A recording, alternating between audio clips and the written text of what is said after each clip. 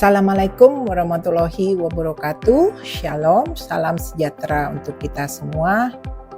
Namo Buddhaya. Dalam kesempatan ini, saya atas nama Cornelia Johanna da Costa dari Universitas Dian Nusantara, dari Fakultas Bisnis dan Ilmu Sosial dengan program studi ilmu komunikasi jurusan PR. Hari ini saya akan memberikan terkait dengan apa yang saya ajarkan di jurusan PR. Mata kuliah yang akan saya berikan hari ini adalah mata kuliah Professional Image yang SKS-nya terdapat 2 SKS di semester 6.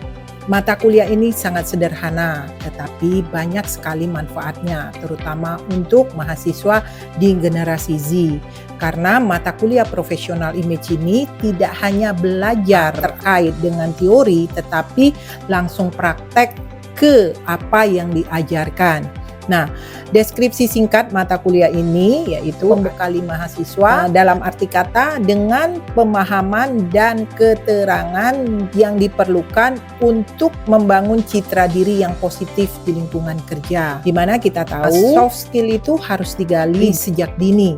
Jika mereka lulus nanti, mereka sudah ada satu kepercayaan diri di mana mereka harus melamar pekerjaan, ataupun mereka harus bertemu dengan orang luar sana, ataupun mereka memasarkan produknya. Di dalam pembelajaran yang mencakup ini adalah komunikasi verbal dan non-verbal.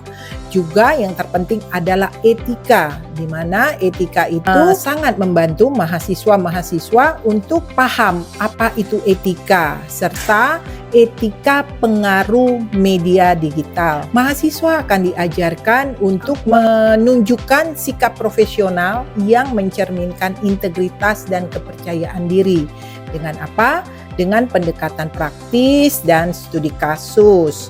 Mahasiswa diharapkan dapat mengimplementasikan prinsip-prinsip yang dipelajari untuk menciptakan dan mempertahankan citra profesional yang baik dan interaksi langsung maupun di dunia digital. Nah, ini adalah sedikit deskripsi dari mata kuliah Professional Image ini. Karena image orang mahasiswa itu harus ditunjukkan tidak hanya dengan mereka ada di bangku kuliah, tetapi mereka harus mengimplementasikan apa yang mereka dapatkan di bangku kuliah. Tujuannya apa?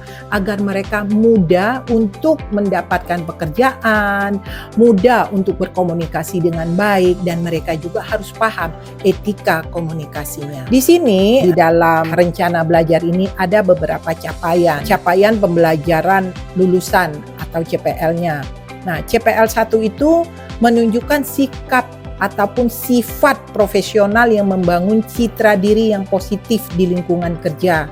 Di mana di lingkungan kerja itu mereka banyak sekali bertemu dengan teman-teman yang selevel, ataupun bertemu dengan manajernya, ataupun bahkan bertemu dengan CEO-nya. Dan terus CPL 3 itu capaian pembelajaran lulusannya yang ketiga, kita ambil dari CPL 3, menguasai konsep dan prinsip komunikasi yang efektif dalam membangun citra profesional di berbagai konteks. Ya, citra profesional itu memang harus kita bangun. Dibangun tidak hanya di tempat bekerja, tetapi berbagai macam konteks ataupun peristiwa-peristiwa ataupun masalah-masalah yang mereka hadapi, mereka harus mengutamakan profesional diri dan citra diri yang positif. Terus kita ada CPL 10 di mana mahasiswa mampu mempresentasikan citra profesional secara jelas dan efektif kepada berbagai pemangku kepentingan. Lalu CPL 11 mampu merencanakan dan mengelola strategi personal branding yang efektif di era digital, di mana digital komunikasi sudah menjadi kebiasaan sehari-hari kita. Misalnya dalam kita ber-WA, di mana pagi-pagi bangun tidur pasti kita mengambil handphone untuk mengecek message ataupun pesan yang ada di WA. Nah, untuk itu mahasiswa diajarkan mereka harus bisa mengelola strategi personal branding yang efektif di era digital. Nah, untuk mahasiswa sendiri yang ditekankan pada saat mereka misalnya mengupload kegiatan yang mereka lakukan setiap hari, mereka juga harus memperhatikan etika di sana. Karena jejak digital itu akan terus ada. Jika citranya negatif atau image-nya negatif, maka akan terekam terus bahwa di situ mahasiswa ini memiliki jejak rekam digital yang tidak baik. Nah, ini ada di CPL 11. Untuk capaian pembelajaran mata kuliah yang disingkat dengan LO, nah itu CPMK 1. Di CPMK 1 itu mahasiswa mampu. Jadi mereka sudah mampu menunjukkan sikap profesional dalam membangun citra diri yang positif di lingkungan kerja. Berarti mereka sudah mampu jika mereka sudah lulus, dan setelah itu mereka mampu mengimplementasikan apa yang sudah didapatkan di mata kuliah, terutama di soft skill, karena mata kuliah ini banyak mengasah soft skill mahasiswa. CPMK kedua, mahasiswa mampu menguasai konsep dan prinsip komunikasi yang efektif dalam membangun citra profesional di berbagai konteks. Nah, yang tadi di atas itu ada di CPL 3, CPMK-nya. CPMK 3, mahasiswa mampu mempresentasikan citra profesional secara jelas dan efektif kepada berbagai pemangku kepentingan. Nah, jika mereka sudah keluar dari universitas ataupun mereka sudah lulus, mereka sudah mempresentasikan citra profesionalnya karena mereka sudah dapat mata kuliah yang namanya mata kuliah professional image. Karena itu semua adalah menggali soft skill yang ada di dalam mahasiswa itu sendiri, dan terutama menciptakan apa? Pribadi yang utuh, pribadi yang percaya diri dengan ilmu-ilmu yang mereka dapatkan di bangku kuliah. Terus CPMK 4, mahasiswa mampu merencanakan dan mengelola strategi personal branding yang efektif di era digital. Nah, di era digital tadi, sekarang kan banyak TikTok, ada IG, ada Facebook, ada Twitter. Nah, di mana konvergensi media itu masuk membuka kita dan memaksa kita untuk melek teknologi. Tetapi hati-hati pada saat kita membranding diri kita sendiri untuk naik ke media sosial, mahasiswa pun perlu kita guidance bahwa hati-hati dengan etika di dalam digital komunikasi. Pokok bahasan mata kuliah ini adalah, nah di pertemuan pertama itu kita membahas yang pertama yaitu pengantar professional image, di mana mahasiswa akan mendapatkan definisi professional image, latar belakang mengapa mata kuliah ini ada, terus pentingnya professional image, serta manfaat membentuk professional image tersebut. Lalu karakter professional image, terus tujuan pembentukan professional image, serta peran professional image dalam dunia kerja. Nah, di Universitas Dian Nusantara kami memang khususnya untuk di jurusan PR, mata kuliah ini memang kami selalu menekankan ke mahasiswa di sini mata kuliah ini sangat penting. Karena apa? Karena ini menggali soft skill. Jika tidak digali, anak-anak kita milik Indonesia ini kalau mereka tidak diasah soft skillnya, etika berkomunikasi tidak ada, etika berpakaian tidak ada, etika di dalam pergaulan tidak ada, hasilnya akan sia-sia. Jadi di mata kuliah profesional image ini, implementasi ataupun case-case yang kami berikan, seperti saya memberikan adalah case-case yang terjadi di dunia nyata. Jadi kita tidak hanya belajar teori saja, tetapi kita implementasikan di teori yang sudah kita ajarkan ke mahasiswa. Nah, di pertemuan terakhir kami dosen akan membuat suatu praktek. Praktek itu namanya praktek table manner. Di akhir mata kuliah ini kita akan ada namanya praktek table manner, di mana praktek table manner itu mereka akan mengimplementasikan ilmu yang sudah mereka dapatkan. Misalnya salah satu praktek yang akan diadakan di table manner itu satu grooming.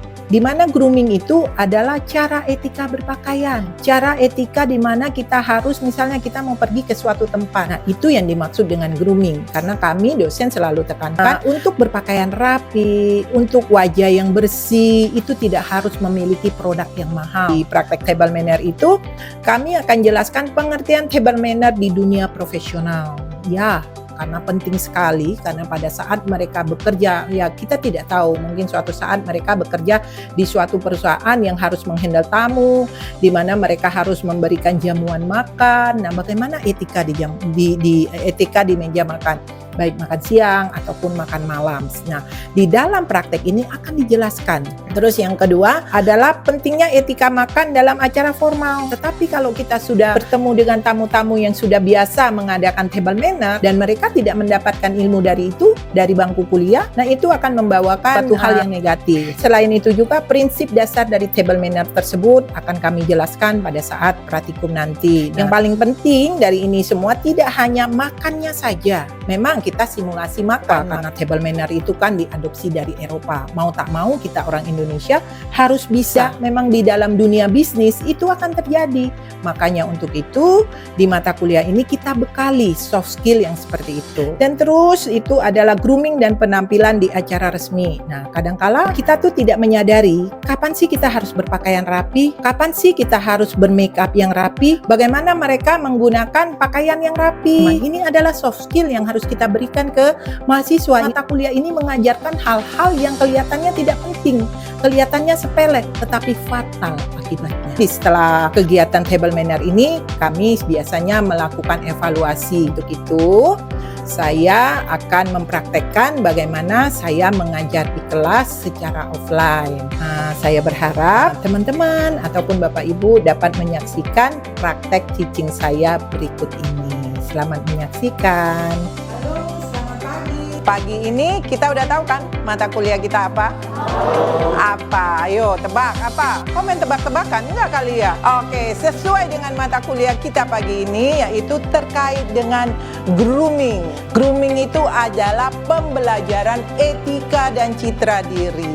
Nah, di sini sudah ada penampilan yang mencerminkan profesionalisme. Sesuai dengan mata kuliah kita pagi ini, professional image-nya kita ambil materi hari ini, minggu ke-6 adalah grooming. Penampilan yang mencerminkan profesionalisme. Apakah kalian sudah profesional? Sudah apa belum? Nah, pagi ini adalah apa itu grooming? Grooming itu adalah pembelajaran etika dan citra diri. Apa sih etika? Apa itu etika? Yes, perilaku dasar. Selain itu ada nggak? Pembelajaran etika dan citra diri. Jadi apa yang dimaksud dengan grooming? Grooming adalah upaya merawat dan menjaga penampilan diri.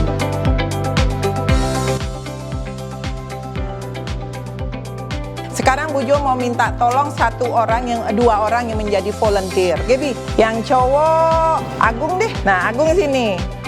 Oke. Kalian lihat penampilan Gaby dan Agung. Rapi nggak? Kalau Gaby sebagai seorang perempuan rapi nggak? Nyaman dilihat nggak? Kalau Agung? Agung bilang nyaman dilihat. Sebenarnya Agung nyaman nggak sih dilihat? Kaum Hawa yang jawab, bukan kaum Adam. Nyaman nggak dilihat? Oke, sekarang Bu Jo mau kasih tahu bagaimana biar Agung terlihat lebih nyaman dan lebih ganteng. Cara berpakaian yang baik, Agung, harusnya kaos dalamnya jangan diliatin. Nih, kalau memakai kemeja, pakailah singlet yang putih itu loh, yang nggak usah dilihat kayak gini. Apalagi kalian sering lihat nggak? Kalian sering lihat nggak? Yang memakai batik? Pakai batik kadang-kala udah ganteng, tapi ada kaos putih di sininya. Warnanya jadi apa? Jadi tidak sama ataupun tidak sepadan. Nah, kalau Agung memakai pakaian seperti ini, lihat nih dalamnya hitam. Tuh, ketawa tuh dia. Gung, kamu diketawain, Gung. Gimana tuh? Parah kata Gaby. Nah, kalau ini nggak usah dipakai lagi. Pakailah kaos dalam biasa. Sebenarnya Bu Jo tahu kenapa setiap kaum Adam itu memakai ini, dia gampang buka bajunya. Nanti kalau ada ini, ya udah deh, aku buka baju aja nyantai. Tapi kalau dari sisi etika grooming, enggak bos, nggak boleh seperti ini. Kurang ganteng. Itu untuk Agung. Tapi untuk lainnya oke lah, ganteng, cakep, bajunya digosok, rapi, sepatunya. Pakai kaos kaki nggak, Gung? Wih, ganteng. Tepuk tangan dong untuk Agung. Nah, kalau Gaby sewarna nggak? Sampai rambutnya pun sewarna. Bener nggak sih? Kamu sengaja apa nggak sih matchingnya? Enggak ya?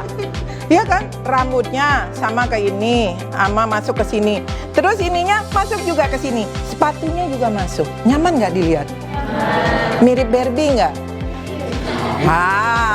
Emang ini mirip Barbie? Terus terang dong. Mirip Barbie apa enggak? Ini bukan bully ya.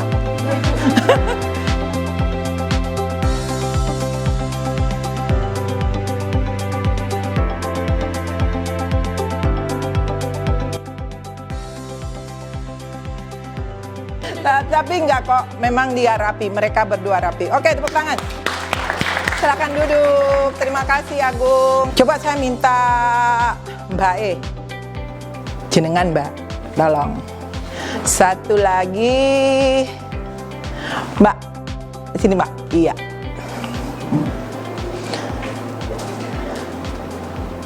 Oke, nah sini. Iya. Kalau kalian lihat, mereka pantas nggak berpakaian seperti ini? Siapa yang mengatakan tidak pantas? Boleh tunjuk tangan. Sepatunya? Oke. Yang sebelah sana? Oke. Nah, hanya satu. Tangannya yang bagus dong, gaya perempuan dikit. Nah, kalau dilihat dari sisi penampilan, ini boleh dipakai kalau kalian acaranya atau kegiatannya non formal. Ke kampus boleh nggak? Boleh. Kenapa boleh? Sopan nggak? Sopan. Kalau dilihat dari belakang, oke juga. Ada satu. Kalau grooming itu berarti kita kan harus bersih, rapi dan nyaman dilihat. Nah, ada noda di sini. Ada noda di sini, ada noda di sini. Berarti ini layak nggak digunakan untuk pergi, ataupun untuk kuliah, ataupun bertemu teman, ataupun jalan-jalan, layak nggak? Kurang layak. Tapi kalau dilihat dari sisi wajah, dari sisi make up, cantik kan? Hari ini dia cantik, ini juga cantik. Tapi sayang, ada noda sedikit di sini. Kelihatan, kamu jangan ngeles sayang. Kelihatan begini kan. Itu tuh mahasiswa tuh ngelesnya pintar ya. Nah, lain kali saran ini, bukan saran, tapi yang harus kalian patuhi adalah ataupun perhatikan dengan seksama.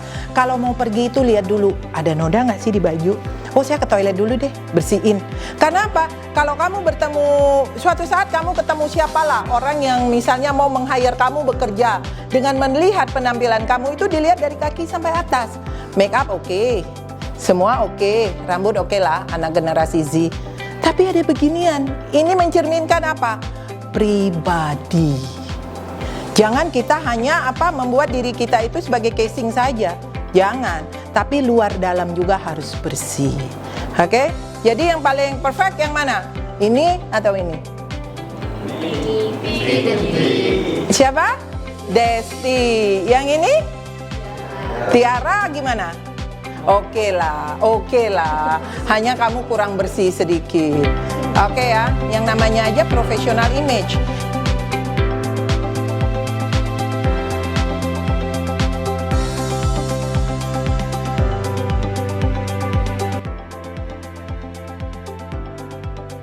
Image bersih itu harus ada di sini. Oke? Tepuk tangan dulu. Itu ya. Silakan duduk. Kalau kalian sudah bekerja, kalian itu akan apa? Kalian itu adalah simbol dari perusahaan tersebut. Lah kalau kalian berantakan, perusahaan orang melihat, oh ini dia dari PT A ya, berarti dia seperti ini ya penampilannya. Nah itu tadi mewakili citra pribadi ya. Terus bagian dari etika kerja dan pelayanan prima. Jadi kalau etika itu kan banyak, dari grooming itu kan kita mempelajari ataupun belajar tentang bagaimana kita menjadi orang-orang yang profesional. Sesuai dengan mata kuliah ini adalah professional image. Ada pertanyaan? Satu slide lagi ya. Nah, bagian yang termasuk dalam grooming. Nah, ini adalah bagian yang termasuk dalam grooming. Kebersihan tubuh, Mandi, kebersihan mulut, kuku, dan rambut. Tadi sudah disinggung di awal. Yang kedua, penataan rambut rapi sesuai profesi, pakaian bersih, disetrika sesuai dress code. Tadi sudah dipraktekkan. Oke. Terus aksesoris dan sepatu tidak perlu berlebihan, yang penting bersih. Jangan pula ke kampus pakai anting-antingnya udah kayak artis, pakai gelangnya banyak, pakai ininya, pakai emasnya udah kalau bahasa saya udah seluruh tubuh. Hati-hati. Karena apa? Kalau kita memakai perhiasan yang berlebihan, mengundang apa?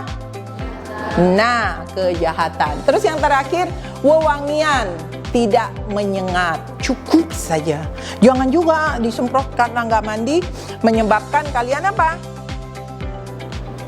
Keharuman, membuat orang pusing. Aduh, aku pusing di sebelah Agung karena apa?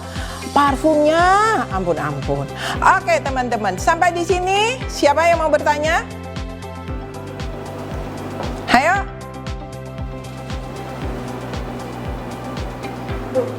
Ya.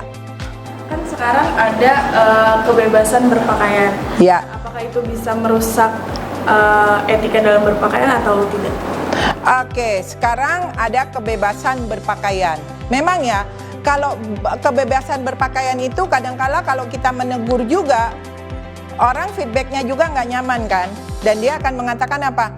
Kan badan saya. Kenapa harus seperti itu? Nah, ukuran ataupun hukum untuk kita memakai pakaian itu belum ada. Belum ada, hanya itu masuk ke etika saja. Etikanya apa? Yaitu etika berpakaian. Contoh misalnya kalau kita pergi ke pesta nggak mungkin dong kita memakai yang itu tadi bikini, ataupun memakai pakaian kaos oblong, memakai pakaian kadangkala ada juga ke pesta mereka menggunakan sepatu ket. Nah, dalam sisi ini memang agak sulit sedikit. Tapi kalau di etika berpakaian ataupun di groomingnya itu adalah apa? Melanggar aturan. Tetapi aturan ini tidak ada sisi hukumnya. Tetapi eye catching nggak dilihat. Oke? Paham? Ada lagi? Ayo, satu lagi yang jadi cowok. Eriko. Nah, untuk penataan rambut sendiri itu gimana sih Bu? Kalau sesuai dengan kan kalau yang cowok kan kadang suka mau gondrong mas, masa seumur-umur nggak pernah gondrong sih, tapi itu boleh sih Bu sesuai sama etika itu. Oke. Kalau rambut, kalau kalian lihat nyaman nggak?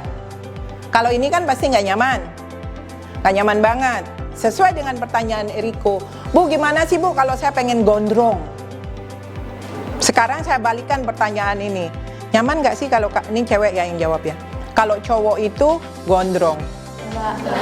Tuh yo apa namanya Eriko udah kejawab. Nyaman nggak Bella? Nyaman nggak? Nyaman nggak? Nyaman nggak? Kalau melihat cowok gondrong nyaman nggak? Nggak banget. Nah kalau kamu berpenampilan kayak gini nih, yang cowok nomor 1 dengan nomor 3, nyaman nggak? Tapi balik lagi, back to yourself. Kalian mau kemana? Kalau rambut gondrong, ada sih rambut gondrong. Tapi kalau kami yang dari kaum Adam, kaum Hawa, salah kan nggak mau salah sedikit aja langsung kuek. Nggak apa-apa. Nah kalau kita dari kaum Hawa, kita nggak nyaman melihat cowok itu rambut gondrong. Iya, apa-apaan sih gondrong banget. Tapi di situ tidak ada back to yourself gitu loh, kembali ke pribadi masing-masing. Nah, misalnya kamu punya pacarnya misalnya Bella. Bella ngomong dong, ya kan Bel? Kamu jangan kayak gitulah, nggak nyaman tahu rambutmu sama rambut aku sama panjangnya. Nanti kalau kita jalan bersama gimana tuh? Mana cowok, mana cewek? Coba kalau kamu pakai kebaya, rambutnya panjang, bingung mana Bella, mana Eriko. Kalau Bella buka hijab misalnya, atau bersama ini deh sama Ochan, bingung nggak ngelihatnya? Rambut Eriko panjang, pakai baju seragam yang sama, mana Ochan, mana Eriko, mana badannya hampir sama pula. Itu ya, itu contohnya. Tapi kalau hukumnya sih nggak ada. Kamu nggak boleh berambut kepanjang, kamu melanggar hukum, nggak ada. Tapi lebih dari sisi etika. Oke? Ada lagi yang mau bertanya? Cukup? Sekarang Pujo yang bertanya satu aja. Siapa yang bisa menyimpulkan materi hari ini terkait grooming? Ayo, Gaby? Oke, Gaby, silakan Gab. Kalau dari mata hari ini, di grooming ini kita diajarin kalau kita itu harus punya kesadaran diri, etika Yes. berpakaian. Kita harus bisa memantaskan mana pakaian yang bisa dipakai ke pesta, mana ke formal, mana ke non formal.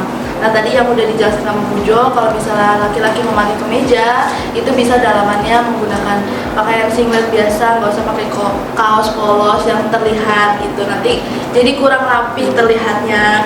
Kalau perempuan bisa menggunakan pakaian yang senada, rapi, rambutnya, make upnya juga pantas untuk dilihat. Terus kalau misalnya berpakaian itu kan kita dilihat sama orang tuh dari first impressionnya. Kalau Yes. first impressionnya orang udah jelek, itu seterusnya akan jelek. Nggak mungkin ada second chance, ada kesempatan kedua untuk dilihat baik lagi sama orang. Jadi first impression itu penting. Jadi kita juga harus bisa sadar kalau misalnya karena first impression penting, kita juga harus berpakaian dan beretika yang baik gitu ketika ketemu sama orang. Dan kebersihan itu dilihat dari rambut, kuku, terus parfumnya juga nggak boleh terlalu harum. Mungkin itu. Ya, tepuk tangan untuk Gaby. Kata-kata dari saya yang terakhir, closing statement. Ini adalah point of view. Number one, don't be afraid to fight. Kalian tidak boleh ya. Mungkin takut untuk bermimpi, itu nggak boleh. Pagi ini aku malas, nggak boleh. Itu tidak profesional. Terus yang kedua, don't be afraid to try. Ayo, cobalah untuk menjadi orang yang rapi, menjadi orang yang pede, menjadi orang yang hari ini aku harus memiliki sesuatu. Hari ini aku mendapatkan mata kuliah grooming di professional image. Aku harus lakukan yang terbaik. Praktekkan. Dan terus yang ketiga, this future depend of you. Jadi masa depan adalah tanggung jawab kalian. Bukan di dosennya, bukan di orang tua, dan bukan di teman-teman. Jadi ingat, ada apa? Point of view-nya ada 3. Number one, don't be afraid to fight. Don't be afraid to try. This future depend on you. Oke, tepuk tangan untuk kita semua. Mata kuliah hari ini selesai. Semoga apa yang Bujo berikan ke kalian dapat bermanfaat untuk kalian jika kalian sudah keluar dari Universitas Dian Nusantara. Praktekkan ilmunya, implementasikan, oke? Assalamualaikum warahmatullahi wabarakatuh. Shalom, selamat pagi. Demikianlah video singkat terkait dengan mata kuliah yang sudah saya implementasikan berdasarkan RPS yang sudah kami sebarkan juga ke mahasiswa. Semoga video ini dapat bermanfaat terutama untuk dosen yang sama seperti saya dan untuk masyarakat luas. Demikian saya ucapkan terima kasih. Assalamualaikum warahmatullahi wabarakatuh. Shalom, salam kebajikan. Namo Buddhaya.